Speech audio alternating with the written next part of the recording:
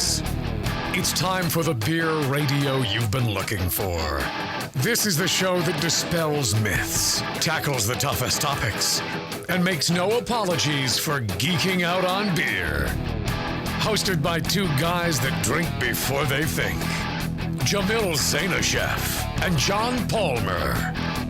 This is Brew Strong. Hey, howdy, hey, my brewing brothers and sisters. Welcome to another episode of Brew Strong. Today with my good friend, Mitch Steele. How's it going, Mitch? Good. How are you, Jamil? I am hanging in there, which is my answer to pretty much everybody every day. I use that phrase a lot. Yeah, it's like there's not much else I can do. Yeah. I'm surviving, as I'm sure you are. Doing the best I can. Yeah, that's what everybody's doing, and right. Yeah, it's tough times, tough year for sure. I'm sure it's tough for a lot of people. Who is probably figuring out clever ways to survive this tough time? No, who's that? John Blickman. John Blickman. My good friend, John Blickman. Serious engineering mind. So clever. He has, luckily, instead of diverting his powers towards evil. I mean, he could have been like an evil emperor in like the Avengers movies or something. Instead, or he could have gone on to be, Iron Man. However, he's turned his massive brain power to supporting the brewing industry. And so he's making these great pieces of equipment that innovate your homebrew day or your professional brew day. So cool guy, and he pays for this show, so you don't have to. And if you get a chance, I think you should send John Blickman a thank you email to feedback@blickmanengineering.com. Tell him how much you appreciate he pays for this show, so you don't have to. So Mitch, it's been a while since we've talked. I mean, it's been 6-7 months since we've did Evil 3. Yeah. And we'll text every once in a while. I'll ask you about some critical brewing piece of information I need to know, and there you are. Vice versa. Let's see. One of the things I wanted to ask you, because I think we really haven't talked about how things are going in Georgia. You moved your entire family now to Georgia, and how's that going for you? Well, it's going pretty well. We moved. I had been commuting for 3 years, and that was really tough. But I did that so my daughter could stay and finish high school in California. Mm-hmm. And we packed everybody up and moved out in August of last year. So it's been just over a year. And my daughter was starting school in Savannah, Georgia, which is about a 4-hour drive from where we are. So it actually worked out kind of nice. The fact that she's going to school so fairly close to Atlanta. Right. Otherwise, it would have been across the country. Yeah, and that would have been tough. That would have freaked us out a little bit.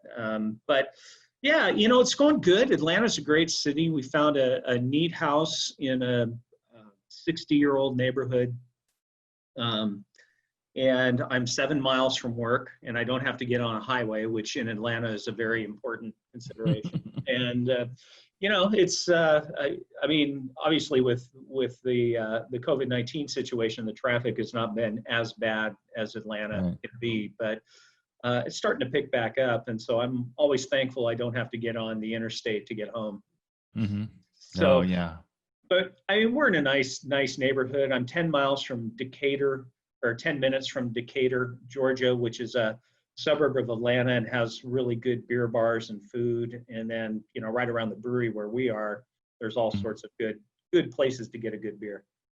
Yeah, and I'm not sure people know. You moved to Georgia to start New Realm Brewing, which seems like you're going great guns, and you're doing all sorts of interesting things. I was supposed to come out, I think it was last June, when I got sick and wasn't able to come out. We were going to do a collab. Right. You're still at the top of my list, so just know that. Appreciate that, brother. Well, and so what's it like to visit New Realm? I mean, I looked at some of the pictures. What you guys do full food? You guys have a bar? You have spirits? You have beer? Yeah, all of the above. In Atlanta, anyway, the two places that we're running right now are very different from each other. But Atlanta was our first place, and we just fell in love with the building and the location for a lot of reasons. But number one, it's in a very, very densely populated area with a lot of young people that like to drink beer. There are over 6,000 apartments that are less than a 10-minute walk from our spot. So, almost 80% of the people that come there come on foot. That's nice. It's nice, but we've got a full-on restaurant. We've got, 400 or 500 seats in the place. Wow. When it's at normal capacity. But, we've got an indoor. The thing that's kind of cool about what we did there is we've got several different rooms or areas where you can either drink or eat or do both. And so we've got a main restaurant with an L-shaped bar that you can sit at and a lot of tables. And then we've got a patio outside. And then we've got a beer garden that's landscaped. And then we have a couple of event rooms. And then we have a rooftop bar, which is kind of the crowning jewel of the place. You get a great view of the Atlanta skyline sitting up there at the rooftop bar. And that's usually, under normal circumstances, that place on the weekends is packed. Mm-hmm. And so, it's you can always kind of get a different experience depending on where you decide to sit when you come to New Realm. And one of the things that I like to do, we have about 25 different beers on tap at any given time. And that's nice. We get a lot of people that come in that aren't hardcore craft beer drinkers and just want a good beer. And so we've been brewing a fair amount of lagers and some lighter styles. And then we brew my IPAs and, stouts and porters and things. But and we're doing kettle sours and stuff like that. So my goal with the restaurant is when anybody comes in, I want them to have a beer or find a beer that they'll like, and that's a different approach than what we did when I was at Stone. At Stone, it was beers that we liked for the most part, which was cool in its own way. Right. But we all have different tastes. So it's kind of nice to be able to brew something for people that may not be fully appreciative of a really hop forward beer. Are you doing the hazy, juicy beers? We are. We've got, in fact, our best-selling beer is a hazy IPA called Hazy Like a Fox. Mm-hmm. And I was a little late to the game on this because these things took off when we weren't brewing, when we were building our brewery. Mm-hmm. And then after we opened up, we started off with kind of a nice lineup of IPA and porter and pale ale and the biggest feedback we got is, you guys need a hazy IPA. What the hell are you doing? And so I had to kind of drop everything and learn how to brew one of those, which is a lot more tricky than I think people realize. Yes. And so, but it's our best-selling beer right now, which is kind of cool. Right. Yeah, it takes some doing. There's a lot more science behind it than people think. People, I think originally, my thought was, well, these are like half fermented, poorly made beers, but that's in part because of the samples I was getting. Right. And, once I started getting some good samples, like, oh, okay, these are actually well done. And there's some science behind how they're making them hazy without, just a ton of yeast and all that stuff in them. So are you doing anything else? What's your weirdest beer there? What's the weirdest beer you brewed? Gosh. The collab we're going to do was probably going to be, going to be up in that category. I think one of the funnest beers that we have on tap right now is we've developed a friendship with an Atlanta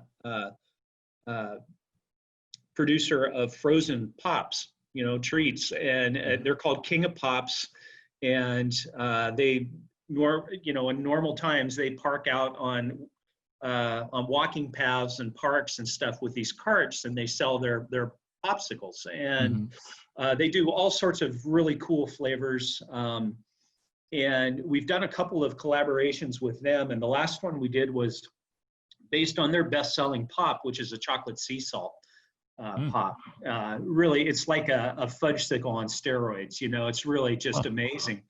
And so we used their cocoa and their salt, which I'm not sure the salt makes much of a difference, but we were able to do this kind of brown 8% ale with some lactose sugar in it, and then this chocolate and sea salt. And it doggone if it doesn't taste like the pop. I was just blown away at how close we got with it, and it's a beer, and it's, but it drinks like it's got dairy in it, and it doesn't, except for it's got milk sugar in it, but it's got that smoothness and that creaminess, and it was really kind of a fun project to try and put together. It made me nervous because I just wasn't confident that we were going to be able to nail what we were trying to do, but we did. Right. Another one we've got out now, and I came up with this idea without realizing that a lot of other brewers had already done it, but we did a Berliner Weiss that was sweetened with lactose sugar, and we added lemon juice and black tea to it to make it taste like an Arnold Palmer soda. And that one we just released that this summer. That one's done great. It's a little too sweet for my taste, but I'm very pleased with the end result and how it came out.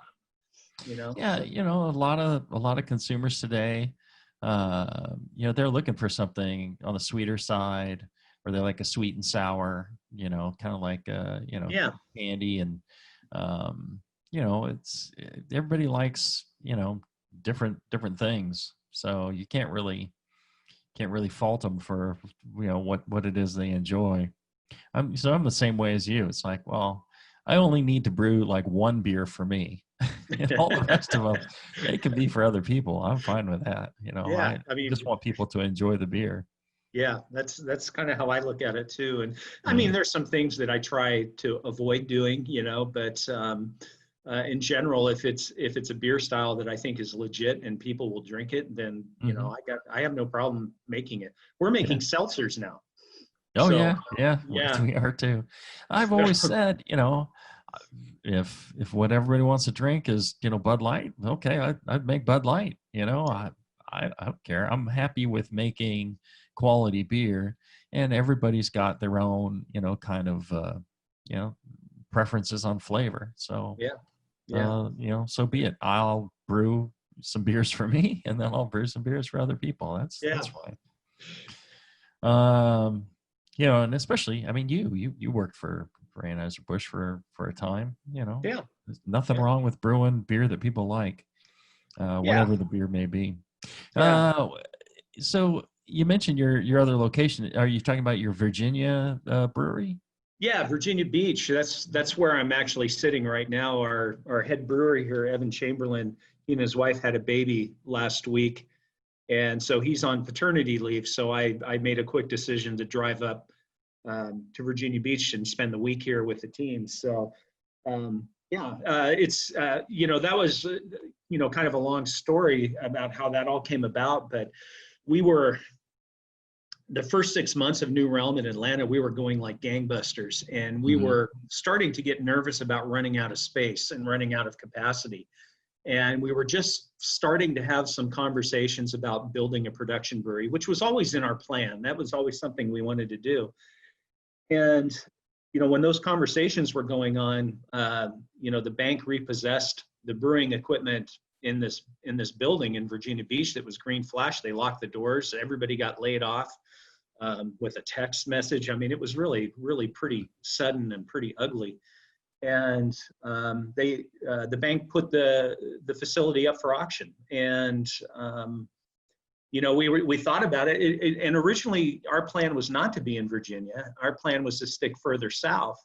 But where this brewery is in Virginia Beach, it's only 20 miles from the North Carolina border, and North Carolina is a state we definitely wanted to be in.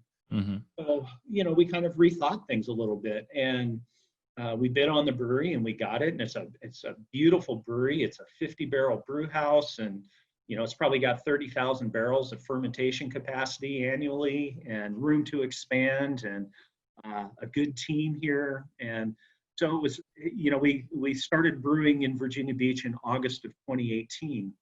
And then we opened a restaurant. We redid the tap room and built out a kitchen, and did a lot of remodeling over the winter of 2018, 2019. And then in the spring of 2019, we opened up the full service restaurant. It's a nice place. It's a lot different than Atlanta. I mean, it's much more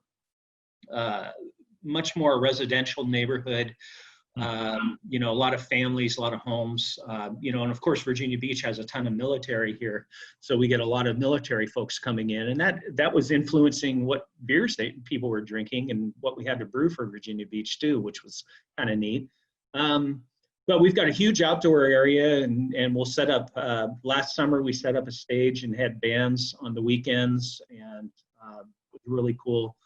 We didn't get to do that this summer, obviously, but it's a neat place. It's a beautiful brewery. I like to visit. It's a beautiful area, and we've got outdoor drinking and dining areas, and indoor, and a lot of space if you want to bring the kids. I think the first time after we opened that I walked out, and the whole grass area was full of families with kids playing frisbee and kicking soccer balls and everything else. And I turned to Bob Powers, who is one of my partners here, and I said, "Bob, this is like being in a park, but with beer, and it's pretty cool." That's nice. I'll tell you what, we're going to take a short little break. If you're listening live, it's only 5 seconds. If you're listening on the podcast, then you get to listen to our fine sponsors. But we'll be back right after this. All right, we're back. This is Brew Strong, and we've got Mitch Steele, my dear friend, as a guest here. A couple of questions have been coming in. One is Dan is asking, can you give your opinion on Surly closing their beer hall? Lots of rumors about the union having something to do with it. Oh gosh, I just saw that like an hour before we went on, and so I don't really have any thoughts on it. I know people are going to question the timing of the announcement and everything else, Sure. But who knows what the real truth is, right? Exactly. And it's just such a tough time for business and beer business. If you had if you were counting on your tap room and your tap room got closed down, I mean, here, we didn't have very much outside space here at our place, and our tap room was a major part of our revenue, and draft beer sales were a major part of our revenue. Draft beer sales went to about 0. Yep. The tap room went to about 1/3. Yep. And so we're required to serve outdoors only. So we've been buying tents at Harbor Freight and screwing them to the parking lot, and that's where we're eking by on that. We're selling the same amount of beer, but it's all going in cans, and so our margins are much less. Yep. So it's a tough time. So I don't question any brewery that ends up closing, just because it's tough right now. People. It is a lot of breweries. Yeah, I mean we're maybe pushing 40% of our normal revenue for this time of year in Atlanta, and a little bit less than that in Virginia Beach. And I think I saw in the Surly post that they had lost over 80% of their revenue during this time. There's a lot of breweries and a lot of tap rooms that aren't going to be able to survive that. We've lost over 50% of our revenue. I mean, that's tough. Yeah. That's a killer. But we're hanging in there. It is what it is. We'll get past it. Stephen was asking, do you have plans for distribution outside of Georgia and Virginia? Yeah, that's a good question. The answer is yes, but with a caveat. We have decided as a company that we are not going to distribute in states where we don't have an active brewery. Mm-hmm. So that is our process. Right now, we are looking at several states to potentially open new facilities. and we won't start distributing in any of those states until we're actually up and running and brewing beer. That's a noble I don't know look at how to do it. Absolutely. Okay. Well, yeah. we want to be local, you know. Sure. You know, that's a big part of it. I remember we were talking about distillery. You guys were setting up a distillery as well in Georgia? That's correct. We got a distiller's license last year. And really what we're doing, we don't have a still on site yet. You know, we had plans to start shopping for one when COVID hit, and then everything kind of got put on hold. But we've been bringing in bulk spirits and then aging them in barrels, and then proofing it and putting it in bottles. So we've got kind of our own spin on our spirits. We're doing vodka, gin, and bourbon right now. And I'm looking forward to the time when we can actually start running a still, you know, and getting some experience with that, but we're not there yet. You mentioned your own spin on the spirits. What kind of spin are you putting on them? Well, so for example, we've got some bourbon aging in bourbon barrels that had aged imperial stout for a year. So once we pulled the imperial stout out, we put the bourbon in there, and it's been aging for about 6 months now. You know, we played around with different botanicals to add to the gin, you know, those kind of things. We've been doing, you know, our beer manager and assistant general manager in Atlanta, Chris, comes from a pretty strong cocktail background. So he's having a lot of fun building cocktails with beers and spirits and doing some neat things. So, you know, it's a lot of that kind of stuff. Yeah, the gin thing is always interesting. We ended up with like 3 gins that we really liked, and they were also different and unique that we ended up keeping all 3. We ended up with one we call like a, you know, California Botanicals gin, and then we have a citrusy gin, and then we have more like a London Dry. So yeah, just keep all 3, and then we're like, well, whichever one sells the best, we'll just keep that one. But they all sell quite well. Oh, I mean, the good. London Dry is probably the biggest seller. Yeah, still. That's cool. I mean, you know, gin is not one of our biggest sellers. Everybody goes for the vodka. So, but it's interesting. And I like gin. I'm developing quite a taste for gin. And I'm not much of a cocktail drinker, honestly. I tend to stick to beer. But you know, during this shelter in place, Kathleen, my wife, and I, you know, started having got drunk.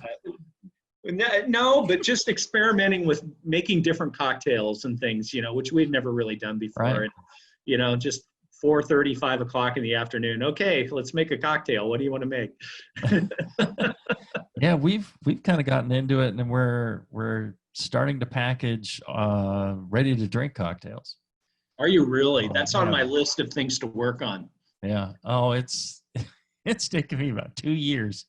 Okay. To finally get this done. I mean, first to develop the recipes that you want to do, then all the TTB. You know, everything requires a formula on the cocktails, and then it's just lots of little details on the formula versus what you're going to say on the label, and then then it's the actual production. You small scale this, to test it, but then you've got to go full scale. And, there's issues there. And I've had a big issue with suppliers, trying to get, large quantities of like blackberry juice. It can be difficult, Yeah. A lot of these components, just getting bulk sugar. So I want to buy a ton, literally a ton, more than a ton of sugar, like every 6 weeks. Okay. And getting people to respond to that has been really tough because it's not that much sugar for them. They're like, well, yeah, if you buy a full truckload, here's your price. I'm just like, okay, well, maybe I could go through a full truckload, but it's going to take me, a year or so, or 2 years, go through a full truckload. And then the price they're giving me, I found out I can just go to Smart and Final. Our local Smart and Final ordered us a pallet of sugar, and we went down there with our van. They, the morning it came in, you order it on Wednesday. Friday they have it. They put it in the van for us with the forklift, drove it over here, and it was, same price I would get if I was buying by the truckload. Wow. Okay. Perfect. Works for me. Smart and Final it is. Right.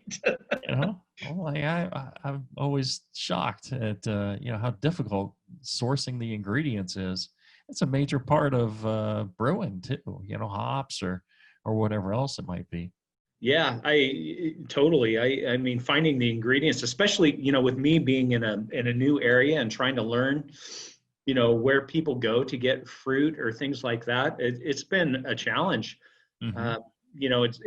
When I was at Stone, we had a lot of local suppliers, and we were able to develop relationships that we used these folks for a long time.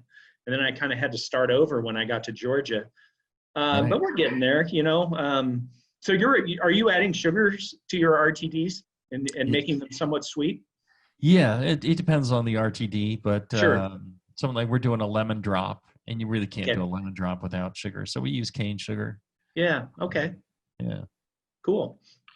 Yeah. We're being true to the cocktails. That's one of the things the TTB will get to you. And it's like, we wanted to add a little bit of orange juice to our lemon drop. People love the flavor when you add just a touch of orange juice. Sure. Yeah. But the TTB was like, well, prove to us that, this isn't a lemon drop because it has orange juice in it. They're like, or prove to us that, it's widely accepted that you can add orange juice to a lemon drop. So I had to find websites and recipes that said, add orange juice to a lemon drop. And, I found some, I gave them those websites. I'm like, I don't even know if this will work. Submitted it to them. And they're like, okay, that works. So they accepted that we're actually making a lemon drop, because you can't use the name of, and you have to use the name of, if you're going to name it like lemon drop or whatever the cocktail name is, it has to be a cocktail name that is known, right? You have to use a known cocktail name. You have to prove that it's, if you're going to call it something like, I don't know, a gimlet or, a tequila sunrise or whatever, you have to make sure that you're using the name correctly and that the recipe matches current bartending standards, and that, like, bartenders, if you went into a bar and asked for a cocktail, a bartender would make you a cocktail, they should know what it is. And those are the names you can use. Now you can make a distilled spirit specialty and call it that. But do you really want to call your products a distilled spirit specialty or whatever it might be? No. Right. No. So you got to be prepared for all that too. That's really interesting. I didn't realize the TTP was going to get into that kind of thing to make sure that it's a standard cocktail recipe. I mean, that seems extreme, but right. Well, and I don't know if it's the new set of people at the TTB now doing colas, but they seem different they're definitely different than Battle Martin. I mean, you're a whole different set of people. And then, I wanted to make, we make a beer called Monster Cookie, which I call it a chocolate chip barley wine, right? Okay. And I'm fine with calling it chocolate chip flavored barley wine, but they're like, no, you can't use the words chocolate chip because it doesn't, or chocolate chip cookie barley wine. You can't use those words on the label because it doesn't have chocolate chip cookies in it. I'm like, well, it's chocolate chip cookie flavored. And they're like, nope. I'm like, okay, I'll throw in chocolate chip cookies then. Pound a barrel. How does that sound? And so we buy, many pounds of chocolate chip cookies and we throw them in. Oh my gosh. I'm like, if that's what it takes, most of the flavors coming from the malt, from, cocoa powder, things like this. And, but they wanted actual chocolate chip cookies. The interesting thing is, You can actually taste the chocolate chip cookies in there. It can make a substantial difference. I was kind of Well, surprised that's interesting. how much impact it would have. Uh, also wanted to welcome our most recent sponsor, which is Brew Chatter. Brew Chatter is a homebrew supply shop in Sparks, Nevada, right next to Reno, and great presence on the web, brewchatter.com. Check them out. Wonderful guys, know a lot about brewing, really are superb at teaching people to home brew and providing super fresh ingredients. So check them out. Good guys. They're helping pay for this show. So again, you don't have to. And Justin can live the life of luxury that he does, that he's grown accustomed to. All right. Speaking of which, we're going to take a short break for some sponsors here. But if you're listening live, we're back in like 5 seconds. So we'll be back right after this. All right, we're back. Speaking with my dear friend Mitch Steele of New Realm Brewing out in Atlanta, Georgia. And we're talking all sorts of stuff. Ryan had a question. He said, would love to know Mitch's opinion on the grain bill for a homebrewed Arrogant Bastard clone as debated by Jamil and Tasty on Can You Brew It? Any more specialty malts needed besides Special B? You know, I mean, You're still I'm still under the gag rule. Yeah. I wouldn't get fired because I'm already gone, but yeah, right. that would not set well. Do you have any further opinion on how close we got with our clone? So you guys got pretty close at one point, and then you kind of veered away a little bit. Yeah, because Tasty didn't believe me that we were like dead on. Pretty close. It was dead on. It was there. I'm telling you. Yeah, it was close. And then you started going and taking it in a little different direction. And I'm like, I felt like I was playing the hot and cold game. You know? Right. I'll tell you, the recipe where I and 5 others said it was cloned, and Tasty didn't because he just wanted to keep going on it, I think. I don't know. That's the recipe to use. And I think there's only like 3 malts in it. It's like Special B is the only specialty grain you need. And I based that off of an interview with, I think, Greg. It was Greg or Steve said there's only 3 malts in it or something. 3 malts and 1 hop or something like that. Yeah. So they give out a lot of information early on, and then they kind of became secretive about Arrogant Bastard. So I investigated all of that myself. And I interviewed the head brewer at the time, Mitch Steele, about how to brew it. He didn't give me much information, but I was able to read between the lines. He was blinking his eyes. I thought that was Morse code. That's really so. That's the recipe you need. That one, Ryan. That one will do it. Trust me on that. Then it's just a matter of your brewing skill. The recipe is correct. Nice. I tell you what, Jamil, that was one of the funnest things I think I ever did. You know, and I remember when you asked me, I was like, oh boy, you know, that's the one brand that I'm not supposed to talk about. And I went to Greg, and Greg said, you know, you could have some fun with this as long as you don't break the rules. And I'm like, okay, let's see how this works out. That was great. Yeah. I love doing that show, Can You Brew It? It was just so much work. We never had enough time because we'd have to do the interviews, we'd have to do the recipe formulation, we'd have to get samples in, we'd have to find somebody to brew it. They'd have to brew it correctly, and so we'd have to take a couple of shots at it. It was always a chore, but an enjoyable chore.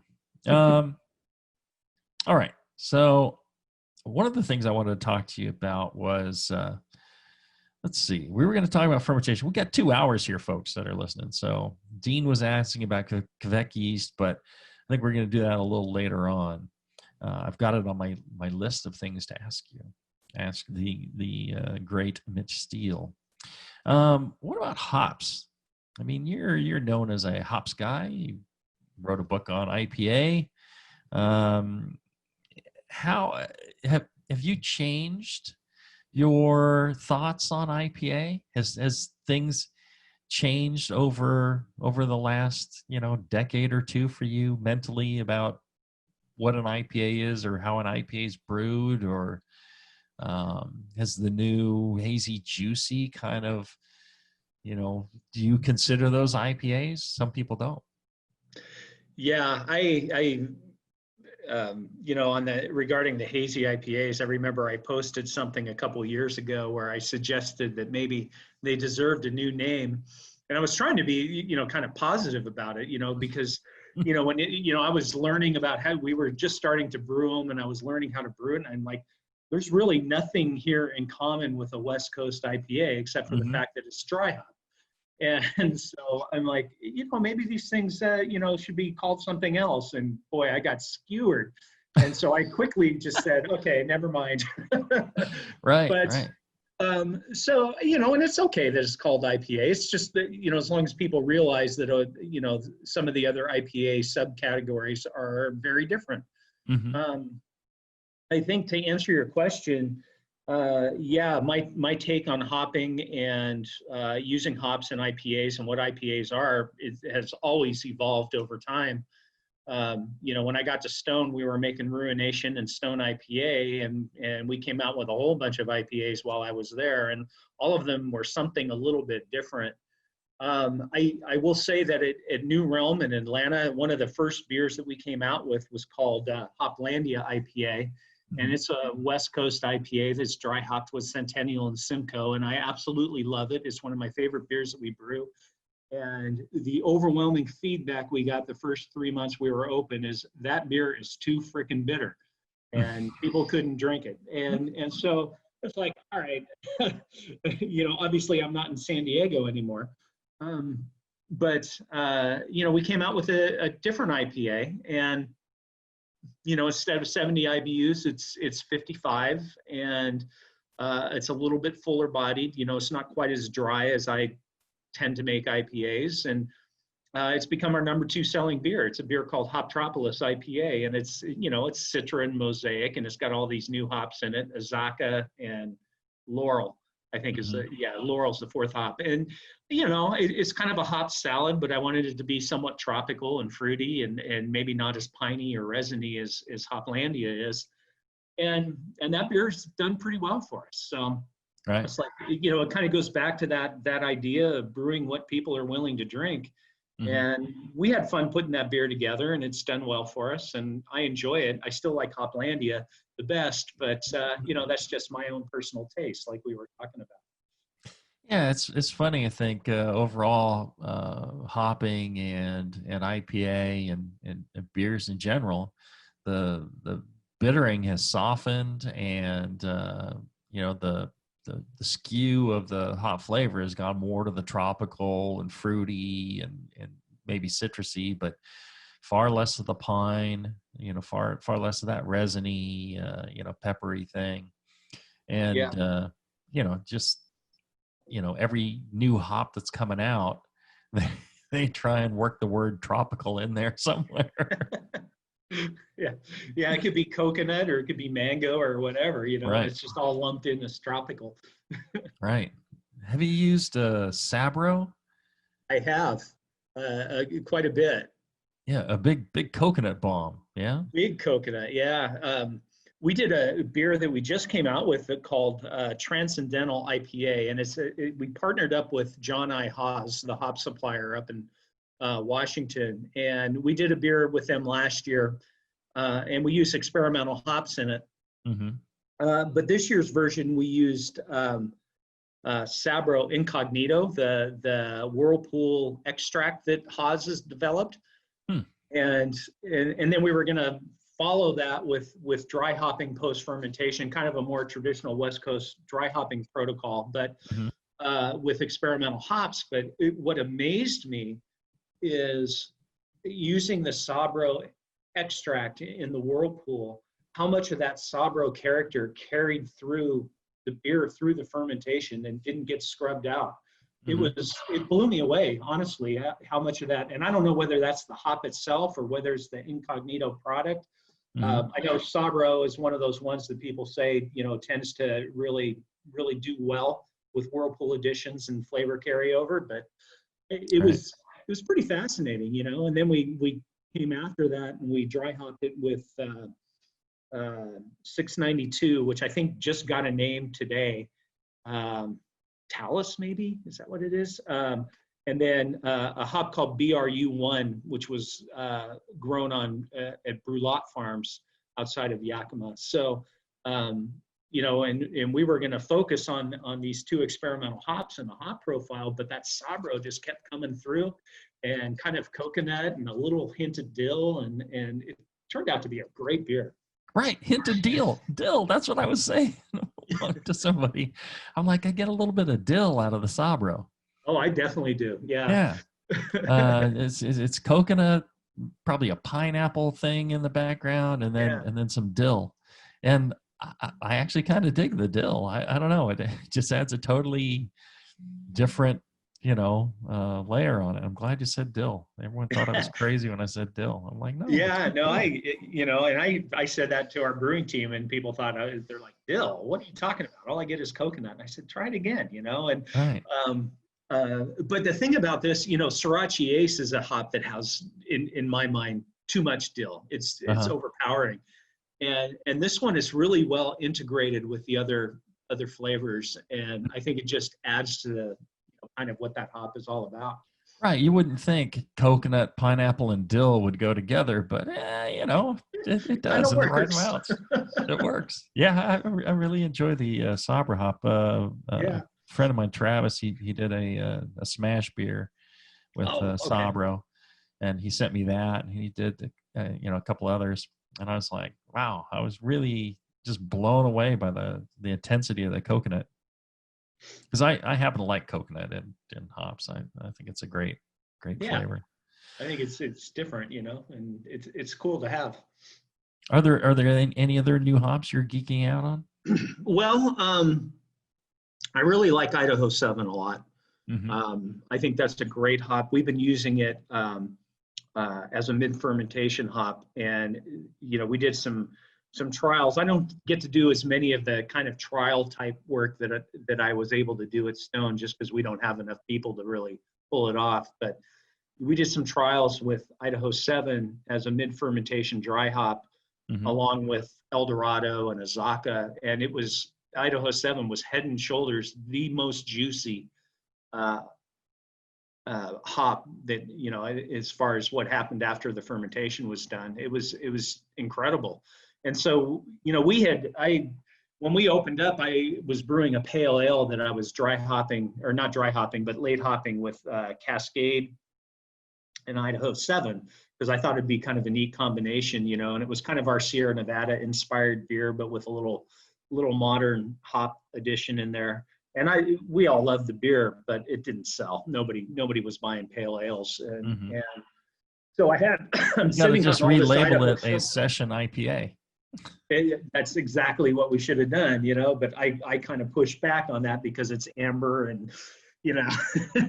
But, doesn't matter. Just get IPA in the title. Yeah, IPA pale ale. Yeah. But yeah, and the end result was that I was sitting on a bunch of Idaho 7 hops that we didn't have a home for, and so we started playing around with it, and just found that it's a wonderful mid-fermentation hop addition. Right. Well, and that's I was going to ask you about hop survivables.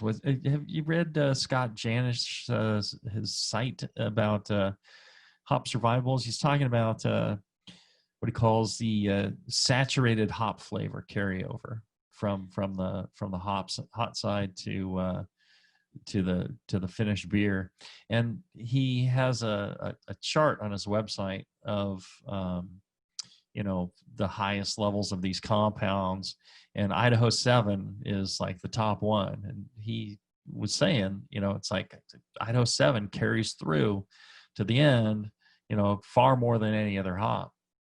And it's kind of like what you were talking about, you know, like the Sabro. Maybe Sabro is one of those that also has a lot of survivables. Did you read that article by chance? Yeah. So after you sent me a list of what you wanted to talk about, I had not read that one until I saw your list, and then I read it.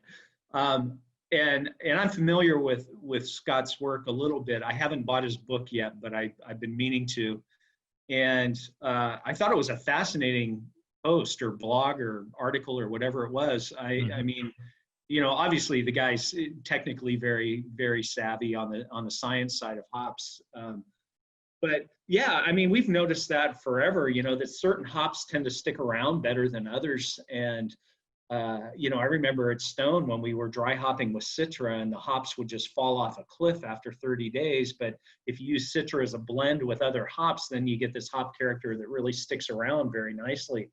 And so it's something that's been interesting to me for a long time. And now that everybody's really loading up on Whirlpool hops and doing, you know, trying to get a lot of hop flavor, you know, before the beer even starts fermenting, you know, the article is very timely, right? And very relevant to what brewers are doing today. So that's kind of cool. Yeah, I think, you know, there was a time when everyone's excited about, you know, single hop beers and how you can, and it's great because you can tell the character of a, you know, a hop that way. But, you know, I very much am kind of against brewing that way especially in production. You know, when you're trying to make a beer that tastes great, you know, 30 days or 60 days later, it's difficult to get away with it with a single hop, you know. Really, like you're saying, if you combine these compounds, if you combine these different hops, if you make these blends, you get just the sum of the parts. You know, it's much greater, you know, when you add these together. I don't know what's exactly going on. Yeah, I agree with you. I mean, you know, that was one of the things that Anheuser-Busch did a lot of. You know, they would use 6 to 10 varieties of hops in their beers, and these weren't hoppy beers by any stretch, you know, but it was a philosophy they believed in.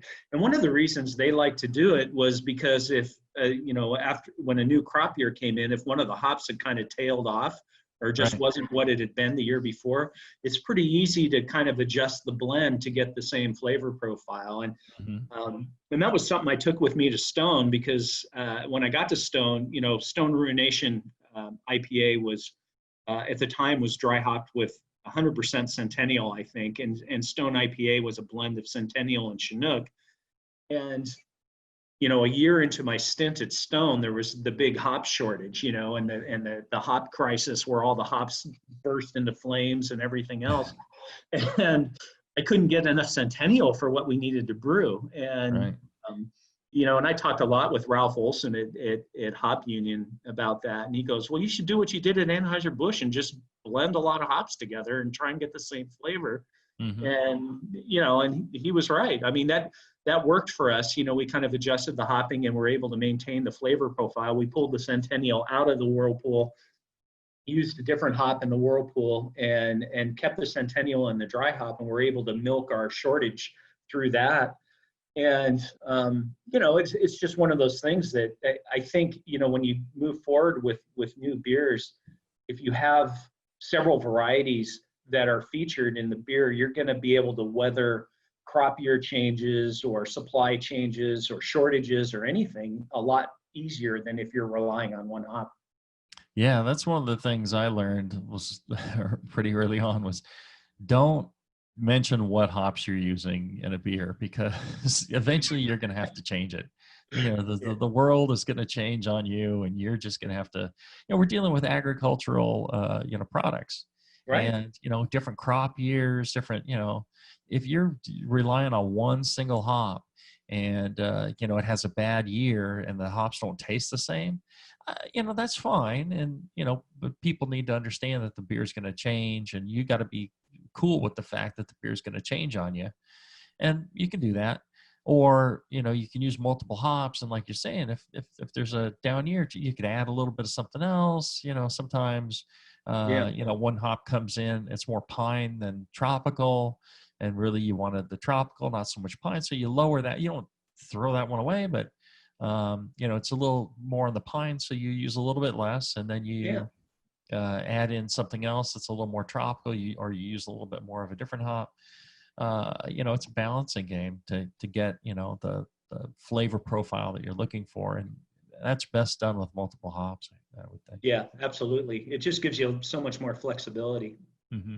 And it's an art, to figuring it out. That's a challenge that I enjoy. That's the joy of brewing. Yeah. Otherwise, it's just, throw in the same hop every time. If you're not actually tasting your beer, I guess that works. But if you're tasting your beer, you're like, oh, no, that just tastes like I want it to. All right, we got to take one more short break. We'll be back right after this. All right, we're back. Talking hops and brewing and everything else with my dear friend Mitch Steele from New Realm Brewing in Atlanta, Georgia, and also of Virginia Beach. Virginia Beach, yes? Virginia Beach, yeah. Nice. I would love to come and visit both. I still owe you a coming out for a collab, so looking forward to that. That door is always open. So. All right, so we're talking about hop survivables and how they carry over. And one of the other things that Scott has on his site was a blog post about cold dry hopping. I know this has been around a little while longer, where people are talking about dry hopping, below 40 degrees Fahrenheit, kind of in the mid to upper 30s, and how like linalool will extract faster at lower temperatures than it does at higher temperatures. And have you tried anything like that? Have you experimented with cold dry hopping at all, or what temperature do you dry hop at? So we typically when we're talking a post fermentation dry hop, we're dry hopping at 60 degrees Fahrenheit. Mm-hmm. And that's that was based on some work I did at Stone, just trying to figure out, finding that optimum where you can get enough yeast to settle out into the cone of your fermenter, but also extract hop character. Because most of the hop characters and flavors that you extract during dry hopping, the conventional wisdom is you get more at warmer temperatures. And we did some work with colder temperatures to try and get more yeast off our IPA before we dry hopped it. And it's different. I won't say it's better or worse. It was just different. So we ended up not going that route. But yeah, my general impression of that, and we have not really tried it at New Realm to any extent, but my general impression is you tend to get kind of a less complex hop character off the cold dry hop than you do off the warm one. But that's anecdotal at best. Yeah, we tried a 120 barrel. We brew every week. Same beer, and we tried a cold dry hopping at I think it was 34 Fahrenheit, and we actually recirculate the beer and the hops. And we give it 3-hour recirculation at 34 degrees Fahrenheit, and it really did not have the character of the warmer dry hop beers. Yeah. So it was, it wasn't bad. It was just far less present. It was a much lower extract. So I don't think I'm not, and it's gonna. I imagine it varies with the beer and with so many other things, and maybe 3 hours wasn't quite enough recirculation, but who knows? There would be an advantage to it, in that we could just crash and dry hop, and there you go.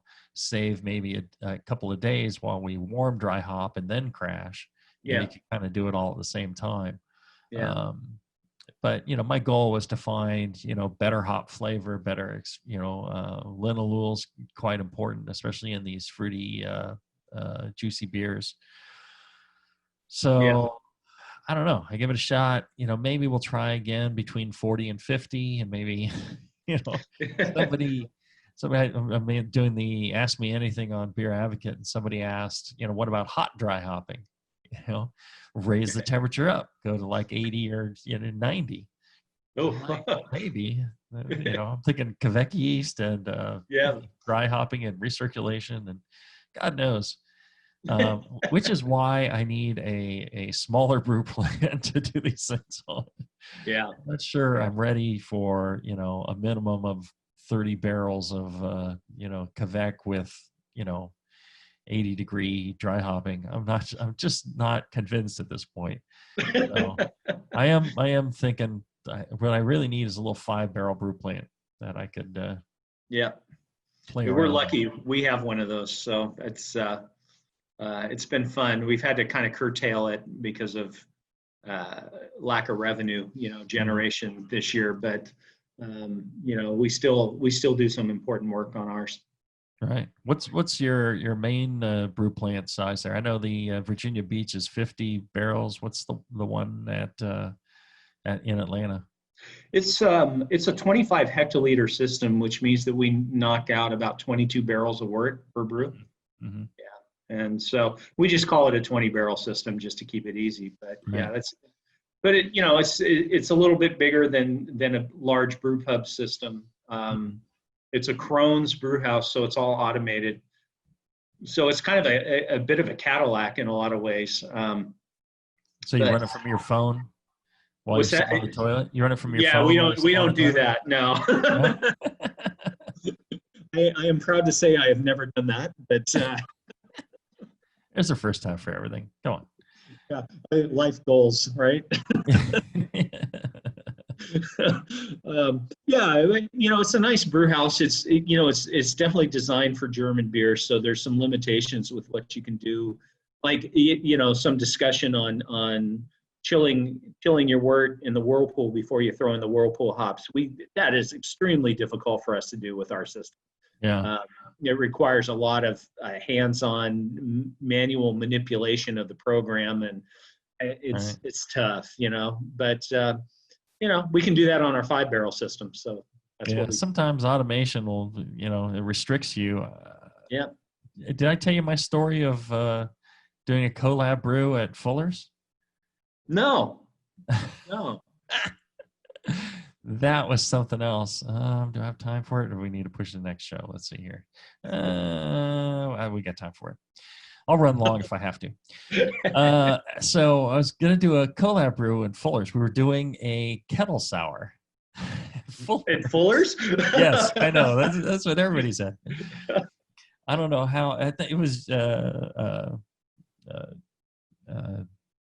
John Keeling that he was just like, well, let's do a kettle sour. And he kind of just, I think, snuck it in. He knew he was leaving anyways. One of those things.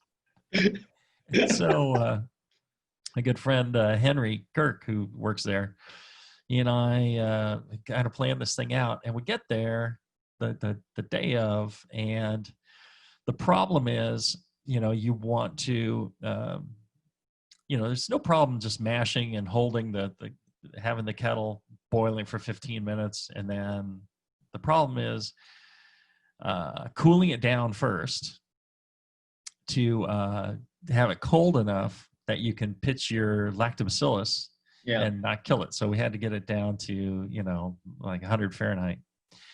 And then the issue was because they're not set up for that, right. and to hold it. So what we ended up having to do is go down into their Paraflow setup, which is all these plate chillers, and it's a computer-based program that balances out the temperature coming in, the water coming in, the beer going out, or the wort going out, and recovering enough hot liquor for the next mash. And it's an all automated system. And so we're there. We had to fool the system into thinking we were sending it to a fermenter, and then we just routed the hoses back to the other kettle. They have 2 kettles there. Yeah. Okay. And so we're there, and we're trying to get a temperature of 100 degrees Fahrenheit into the second kettle. Well, this machine ain't having it, right?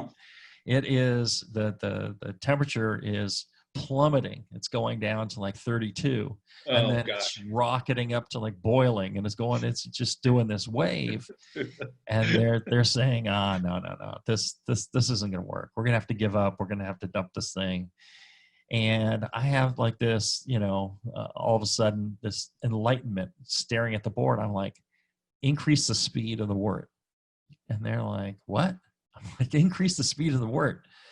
And they're like, it's not going to work. And so my friend Henry's like, yeah, do whatever he says. And so they increase the speed of the wort, and it starts working. The temperature just settles right into what it was. And I didn't really, and they all looked at me like, oh my God, he's kind of knows what he's talking about. this idiot from California all of a sudden knows something. And I didn't really realize what I was thinking then. I just, some feeling I had or something. And I realized later on what it was is the distance between the sensors was not far enough. Okay. And so the problem was the liquid would get too cold before the sensor read, and too hot, or it was too far. And so by speed, or the distance was too far. And so by speeding up the wort going through, it started to read the actual temperature and respond in the appropriate way.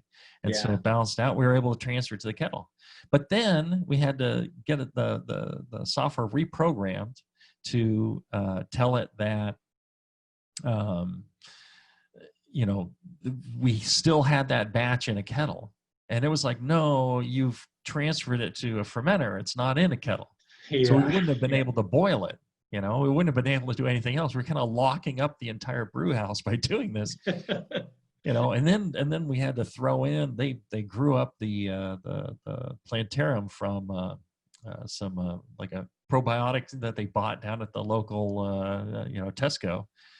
And they had it in like corny kegs. We poured it all in, and I'm like, okay, wait 24 hours and we're good.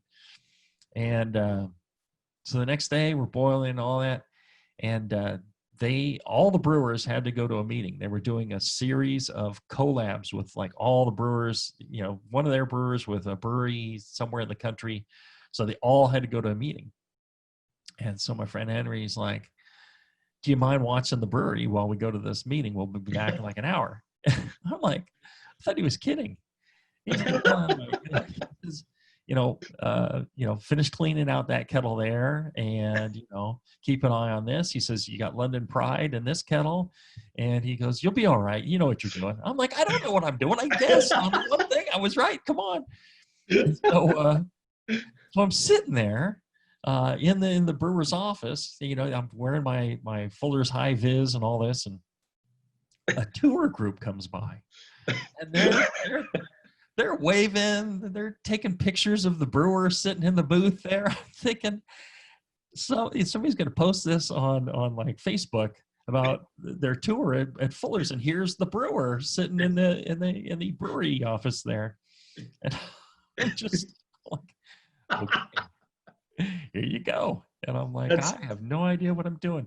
And then somebody came by from the lab or something. They go, I think this is said like 40. I'm like, oh, okay. So I grabbed a piece of scrap paper. I wrote it down. I'm thinking, what could that mean? And I'm thinking, okay, well, it's like the gravity in points of the London Pride. Mm-hmm. And I was right. Oh, very nice. And Henry came back. I'm like, hey, somebody came in and opened the door and said 40 to me. He's like, yeah, that's what it is. I'm like, oh. So that was really cool. And that's cool. I got to look at the logbooks for what they had brewed 100 years exactly to the day of that we were brewing. And that was so neat. I mean, just that's cool. The history of the whole thing. But they were just so wonderful, and, letting me do my crazy things. And I started telling them ways that they could change the way they brewed and overcome the system to use far more hops than they ever thought was rational. I'm like, look, you can do it this way. You could dump the sump, and then you could, and they're like, yeah, okay. But I don't know if that ever came to pass. That's a great story. I haven't been invited back for a second collab. Oh, wow. All right.